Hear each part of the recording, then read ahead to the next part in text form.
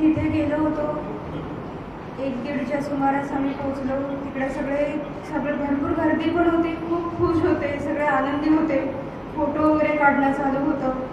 मग नंतर थोडा वेळ आम्ही ऊन वगैरे थोडंसं होतं म्हणून आम्ही पाणी पिण्यासाठी आणि थोडं खाण्यासाठी म्हणून स्टॉलवर वगैरे गेलो. तर तिकडे आमचं खाऊन झालं. त्याच्यानंतर थोडासा आम्हाला शूटिंगचा आवाज आला, पण आम्हाला असं वाटलं की इथे पर्यटन स्थळ आहे त्यामुळे इथे काहीतरी गेम्स वगैरे असतील म्हणून लक्ष नाही दिलं. पण नंतर अचानक फायरिंग सुरू झाली, त्यामुळे सगळाच हल्ला मचला तिकडे, एकदम गोंधळ उडाला.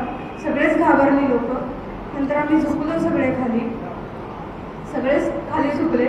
पण मग ते आम्हाला विचारायला लागले की हिंदू कोण आहे आणि मुस्लिम कोण आहे. पण तरी कोणीही रिप्लाय दिला नाही त्याला की कोण हिंदू वेगळे झाले नाहीत कोणी पण तरी आमच्यातले एक जण होते ते पुढे म्हणजे बोलले की का असं करताय तुम्ही, आम्ही काय केलं आहे म्हणून. तर असं बोलायला गेले तर त्यांना शूट केलं. माझे मिस्टर बोलले की गोळ्या घालू नका, आम्ही काही नाही करत, आम्ही बसतो इथे. तर त्यांनाही शूट केलं. परत त्यांनी विचारलं की हिंदू कोण आहे म्हणून. तर आमच्या जिजूंनी हात वरती केला, तर त्यांनाही शूट केलं.